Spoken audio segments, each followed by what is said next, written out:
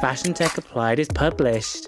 My co-authored book taking you through 6 chapters and covering the technologies and innovations powering the fashion industry. I'm Peter Junho Sang, founder and CEO of Beyond Form, and welcome to the special podcast series Applied. Each episode I'll be sitting down with incredible fashion tech professionals that are featured inside the book. On today's episode, I'm sitting down with Jean-Baptiste Andreani, Group CEO of IFA Paris, a fashion school that welcomes over 80 nationalities to follow their dream of studying in one of the world's fashion capitals. Jean-Baptiste and IFA Paris are featured in Chapter 1 of the book, where fashion tech is defined and what it may mean for fashion's future talent. I've collaborated with IFA Paris ever since I set foot as an expat in the city, and together we discuss what it will take to get the industry's emerging talent to adopt innovations into their practice. Expansion of fashion tech will only work if schools and the industry work hand in hand in a way. This is where I would say there's a lot of work that needs to be done in terms of understanding, as you said, that tech is a discipline that is changing almost on a daily basis. Let's get stuck into the conversation with Jean-Baptiste on this episode of Venturing into Fashion Tech. How are you today, Jean-Baptiste? I'm very good, and you? I'm very good, thank you. It's the first time we're doing a podcast recording together. Yeah. Even though we've been working together for now nearly 6 years. Time has gone quickly. But before we get stuck into the conversation itself, I'm just going to give a little bit more context to our listeners. So IFA Paris, or the International Fashion Academy, based in Paris, has around 500 students per year. And you're going to tell us a bit about more later on what the school is and the programs that you have here. In addition, there is Istanbul and Shanghai campuses, but the Paris campus attracts 89 nationalities from around the world. So there's many people coming to Paris to study fashion. Many are hoping to stay in the country after graduation, and France specifically employs around 600,000 people in the fashion sector, according to Quadra Etudes. However, competition is stiff as the world's most famous fashion brands are here and everybody wants to work with them. Therefore, to make graduates even more employable, IFA Paris, and obviously us together in our partnership, has addressed that with developing technology within its curriculum and the tech gap, preparing students for the high-tech demand of the evolving fashion industry. Without further ado, the first question is then, can you shed light on IFA Paris' mission and how it's actively bridging the tech gap for aspiring fashion designers? So I'm giving you a little bit of a preview because if you go on our website, you're not going to find this mission that I'm going to tell you right now, but because we're updating it. I would say that IFA Paris' mission is to keep the French heritage alive. So, obviously we're in France, we're a Parisian school. We have a very strong heritage when it comes to the fashion industry and also luxury. But heritage should be considered as something that is a bit of a living entity. And so in order to make sure that this heritage evolves as well with time, we're trying to look at it through the prism of sustainability and the prism of tech. So when it comes to the perspective of sustainability, obviously what is very important for us is to ensure that all the students are actually aware of their impact on the environment, but are also aware that sustainability is also about creating links with the community, hence why the notions of diversity and inclusivity are extremely important. And onto what is of interest for us today in this podcast, the perspective of fashion tech. It's a bit of a maligned industry at the end of the day, or extension of our industry, because a lot of people think or equate fashion tech either to something that is very stereotypical or something that is like artificial intelligence, and then they tend to put together doomsday scenarios where artificial intelligence is going to replace employees and workers, when it's actually not the case. And for us, what is extremely important is to show that fashion tech is a tool that is specifically in place in order to keep the fashion heritage alive. So that's how we see fashion tech here. And do you think fashion heritage can have technology placed into it? Yes, absolutely. I mean, it's all about making sure that we have the most updated creation and production tools at the end of the day. So let's just take an example. When COVID hit and it was impossible to do any prototyping, right, with proper models. Well, thank God we had avatars. Thank God we had body scanners as well, 3D modeling software. So in a way, we're still keeping the heritage of what we call confection in French, that you would probably call tailoring in English. So we're keeping this alive thanks to fashion tech. And how long has IFA Paris actually been here then? When did it start and what was the story of the school? The story of the school is a love story. Yes, a love story.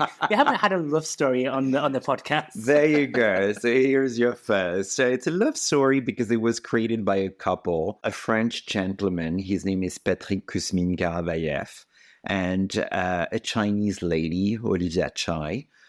So they met, they had a love for fashion. Madame Chai followed a program, an academic program in fashion, and they both wanted to do something together that was related to fashion, and they asked themselves, okay, what could we do? And I think it just came almost instinctively to them that they wanted to create a fashion school, a little bit different than other fashion schools at the time, because since the get-go, they decided to have all the programs delivered in English, which nowadays is not such a novelty, even in France. But back then, 40 years ago, it was.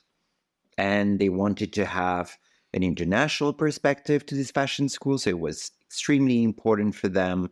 And now just for the little story, because, we said that it all started with a love story, and now the legacy is continuing as IFA Paris has been sold and is now part of a larger education group called EDH that shares the same philosophy, the same values as IFA Paris, and the same love for beautiful things. So the love is still there. Love is has still been there. sold. Exactly. So then what prompted you to actually embed fashion tech into the curriculum? What was that journey? You did. Well, yes, but I don't think our listeners know that. Okay, so just so that everybody knows, right? Because Peter at the beginning said that we met about 6 years ago, actually. Yeah. And it coincided with a large-scale research that we conducted with 3 different types of stakeholders: our current students at the time, our alumni, and the recruiters, the people, the companies that are recruiting our students. And so one of the questions that we asked was, if you were able to, change our programs and add certain topics to them, what would they be? And overwhelmingly, the 2 responses were sustainability and fashion tech. So based on that, and after meeting with you, Peter, we actually put together a strategy when it came to academic development, but also transformation of IFA Paris, to ensure that we were in sync with what the students were requesting, what our alumni were requesting, and most importantly, what the industry needed. 6 years ago, fresh off the Eurostar, I met Jean-Baptiste going on this fashion tech journey in Paris, but it hasn't always been easy, especially 6 years ago.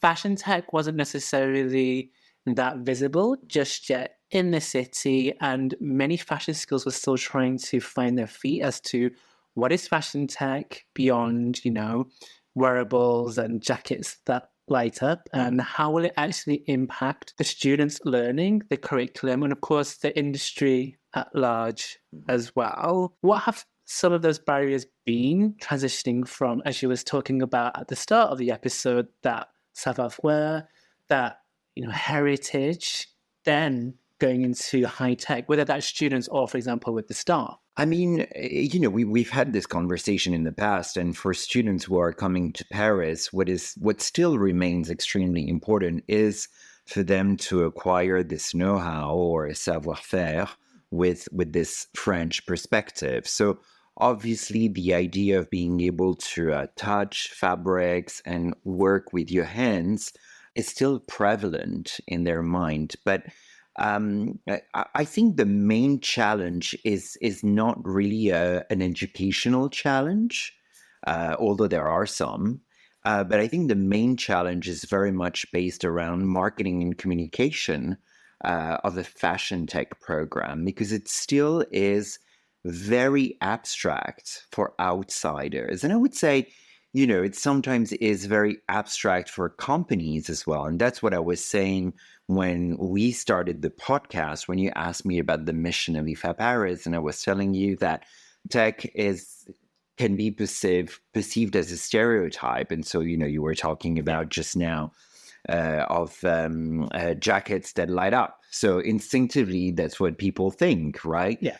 They will never think of, artificial intelligence that can help stores optimize their assortments, their merchandise, and so on.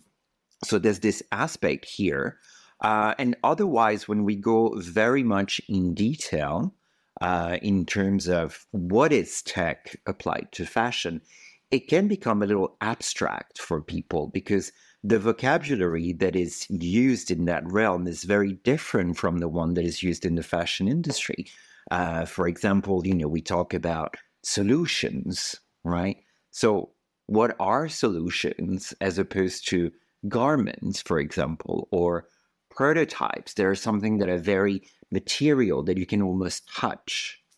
Absolutely. And I think many people haven't got their heads around yet that it's still problem solving in fashion, just problem solving in a different way beyond garments, pattern making, the more traditional hand skills that we know in the industry, but using technologies to do it instead. And hence, obviously, why Ron and I wrote the book as well, right. Fashion Tech Applied, is to try and demystify some of those myths, shall we call them, about what fashion tech is or what it could be doing, and also try to remove that barrier as well of what I call the innovation fear factor. Those people that haven't necessarily caught up yet with what is technology for the realms of fashion, and therefore they rather shy away from it than really take charge. In the book, 95% of the surveyed fashion design students at IFA Paris had not experienced technologies beyond those available through AR filters on social media in the fashion context. So that's quite a high number. What specific initiatives has IFA Paris employed to prepare the next generation for high-tech fashion demands beyond what is very visceral, very immediate, instant results with things like AR filters? Yeah. So in terms of hardware, we created a tech lab that is equipped with a lot of tools such as body scanners, fabric scanners, 3D printers, Oculus Quests as well, so that the students could actually experience these equipments in the context of the creation of their collections, or maybe the creation of a brand new retail experience when it comes to marketing students. We've also tried, and this is, to be fair, still a work in progress, to train lecturers, whether we're talking about design lectures or marketing lectures. And I have to say that the rate of adoption is not as high as what we would hope, hence why I still consider it a work in progress. But I see glimpses of hope, should I say. Some glimpses. Because we're integrating like a lot of what we call industry projects, so practical case studies with brands that are brought through our network or through Beyond Forms network, sometimes even startups that were in our startup incubation program. And so we are bringing these companies in actual practical projects that are integrated within academic programs. So it's a sort of learning by doing type of strategy. And I think this is probably the best strategy, at least for students, to be fully exposed to what fashion tech is. And this year, during our graduation show in July, I was very happy to see that there were quite a few students that had, integrated some tools in order to create their designs. Like I'm thinking of Giovanni, for example, a BFD3 graduate who had structures in his final year collection that were created through 3D printing. So I think patience is the operative word here. Yeah, and laser cutting was also quite popular. Correct. Among some of them as well. How about yourself, Jean-Baptiste? Have you caught up yet with fashion tech? Oh, I'm not really sure, Peter. I mean, I try, at least I would say I'm interested. I read about it. Obviously, I'm involved when it comes to creating projects with you guys. In my day-to-day life, I wouldn't say that tech is very much prevalent. I tried, but, for example, like all those predictive AI choices in terms of styling, it doesn't work for me. I mean, it's not that it doesn't work from a technical point of view, but it's more from a personality point of view because I like to be in control. So that's why. Yeah, and I think that's a very relevant point. I think the fact that technology is moving at lightning speed is very difficult for anybody to keep up. Correct. Even myself, when I'm looking at it day in, day out with all of these amazing startups that I work with on a daily basis, you do have to just try and take a moment just to breathe a little bit from the tech world. As of recording this specific episode, there was the whole debacle of OpenAI and ChatGPT the last week ago. The CEO was fired, then he was reinstated, going to Microsoft, but not going to Microsoft. Just, all of that drama is very indicative of how quickly technology moves compared to fashion. Even though people do think fashion moves very quickly, I think culturally it's very hidden away about how slow it is. Yeah, absolutely. Actually. And I was surprised, and I've said to you this many times, that France was quite slow and is still quite slow when it comes to technology, adopting into the practices at a cultural level, at a core operational level as well. I think that is shifting, and it has shifted quite largely since I started working with you in Paris, but I think there's still a lot more progression that could be made there.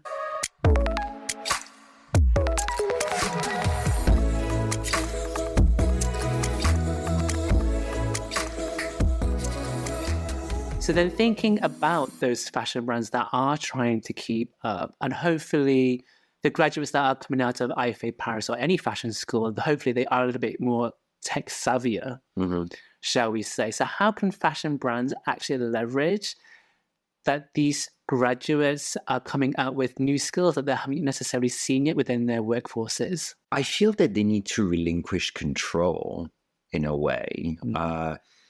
I'm going to make a comparison that is going to sound not that relevant, but you will understand why I'm making this comparison.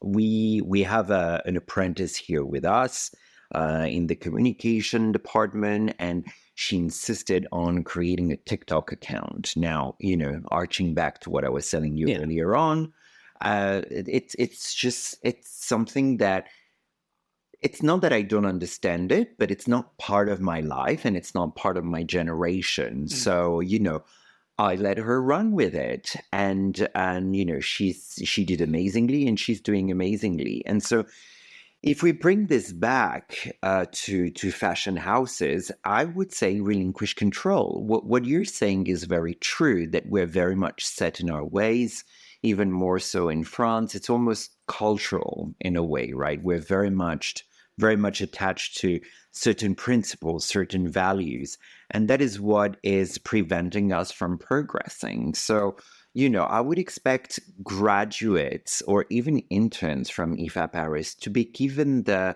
autonomy and the flexibility to introduce, for example, softwares that relate with 3D modeling because, perhaps in the next 5 years, who knows, there will not be any fashion weeks anymore.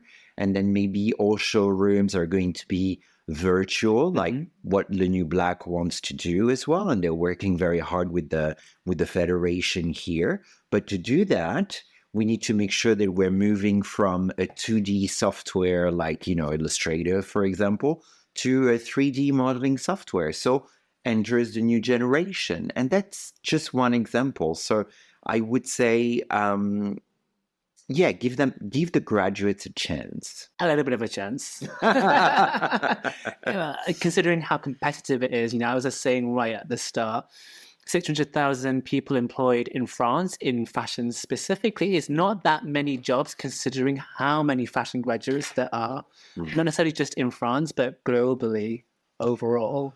Yeah, but I mean, your figure 600,000 is focusing on the fashion industry. Yeah. But you do have a lot of other industries that are connected with fashion and that are also generating employment. So I feel, in my opinion, as long as we keep a broader perspective and we have a broader definition of what fashion is, the possibilities are much bigger than just those 600,000 jobs. So then in regards to other fashion schools, obviously IFA Paris is only churning out so many students per year, but for technology to be truly adopted globally, it will need, the forces of all the fashion schools to come together. What can fashion schools then do to make sure that they're continuously innovating in the realms of technology to make sure that they are staying ahead? I think it's a bit of a catch-22, right? Because here we're talking about fashion schools pushing for fashion tech, but also the industry needs to be pushing for fashion tech as well, right? What I was telling you earlier on about the adoption of the 3D modeling software, it's still not widespread amongst fashion houses, right? Despite having gone through COVID, despite knowing that the future is going to be virtual reality showrooms, again, we're still very much stuck in our ways. So I would say that the expansion of fashion tech will only work if schools and the industry work hand in hand in a way. And this is where I would say there's a lot of work that needs to be done in terms of understanding, as you said, that tech is a discipline that is changing almost on a daily basis. And I'm going to make a link here to certifications and accreditations because, to request a certification in fashion tech and to make sure that graduates have, for example, let's say a seal of approval from the Ministry of Labor in France through France Compétences,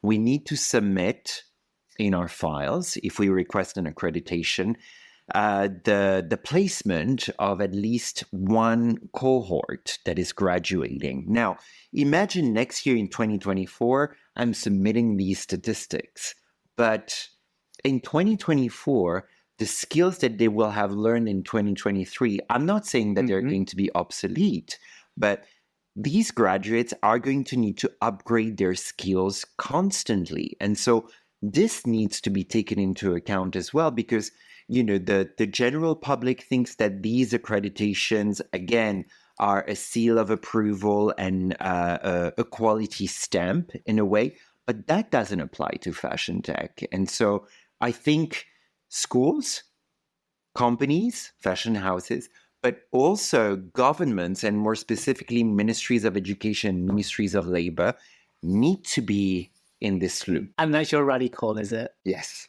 So for any ministers or government people listening, that is call us. Exactly, Jean-Baptiste rally call.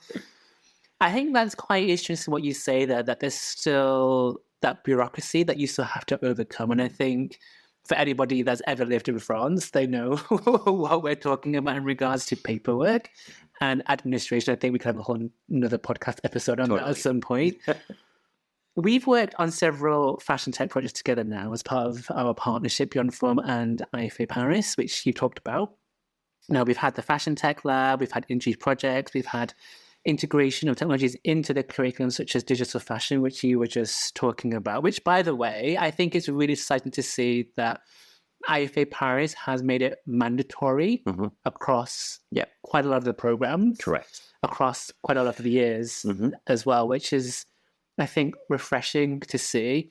As the listeners will know, I've talked many times that when I was studying digital fashion, we were very much the geeks in the corner as a very specialized program. What's been your favorite project so far and why? Can I talk about startups actually instead of academic projects? Yeah, you can go talk about whatever you want. Yeah, I mean, of course, because, startups are part of Foundry, and, Foundry is a venture, between IFA Paris and Beyond Form. So I think my favorite so far has to be Fines, to be honest with you, because I love when tech is developed for a purpose, and that's what it should be, right? And so Fines having such a strong DNA that is connected to sustainability and looking into tech and AI in particular in order to optimize the utilization of excess stocks and therefore reducing our carbon footprint is a perfect example, almost a poster child of what tech should be. And for any listeners, you will remember that Fines is run by and co-founded by Andrea and Jules. And Andrea used to be a student of That's right, IFA Paris. Yeah. Which program specifically? She was in the MBA fashion business, and at the time, she was one of the very first students that did her thesis on circularity and sustainability in a more general sense. Yeah.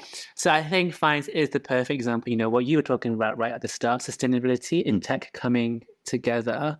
And I think that's quite important to stress. So even though in the book, we don't necessarily merge the two things together, but in the case of Fines, it is necessarily the perfect outcome, but it's a great outcome of where entrepreneurship, business, fashion, and sustainability and tech is all coming together into a project.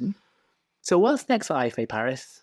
So right now, as I said at the beginning of the podcast, we are part of a group called EDH. And as part of our integration within the group, we're looking at, what's the strategy going to be, at least for the next 5 years? So Peter, you mentioned that we've made fashion tech mandatory in the programs, and we are increasing the footprint, I would say, of fashion tech further into our programs.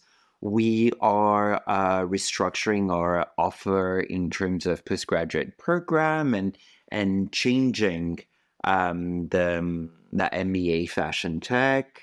And we want this to be, again, part of our DNA at the end of the day, because just like French heritage when it comes to fashion, a school cannot be stuck in a certain decade or in a certain pedagogical framework. So we need to look to the future, and that's what we are trying to do in terms of reimagining what our future academic programs will be. Are there any technologies yet that haven't been integrated that you really want to get your mitts on? Yeah, artificial intelligence, like more forcefully in terms of machine learning, I would say, because, all students know about artificial intelligence, but how to program it would be extremely interesting, I feel, for them. We did test that in our MBA fashion tech.